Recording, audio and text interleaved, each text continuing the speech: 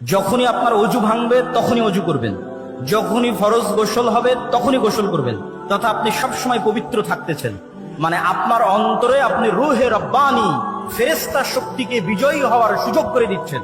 আর আপনার অন্তরে অটোমেটিক শয়তান তখন সংকুচিত হয়ে যাবে, পলাতক এবং পরাজিত হয়ে যাবে। ওই যে আল্লাহর নবী বলল, আমার শয়তান আত্মসমর্পণ করেছে, আপনার শয়তান আত্মসমর্পণ করবে।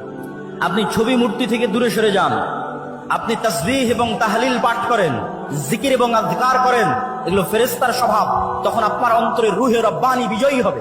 আর যদি আপনি মনে করেন আপনি আপনার অন্তরে ফেরেশতাকেই পরাজিত করবেন আর শয়তানকে বিজয়ী করবেন, তাহলে বেশি খেতে হবে, বেশি ঘুমাতে হবে, বেশি অপবিত্র থাকতে হবে। এই জন্য যারা শয়তানের গোলাম হয়, যারা শয়তানের দাস হয়, প্রকৃত অর্থে যারা শয়তানের ইবাদত করে, তাদের ইনস্ট্রাকশনের মধ্যে দেওয়া থাকে তাকে অপবিত্র থাকতে হবে। টানা 40 দিন গোসল অজু কিছুই করা যায়।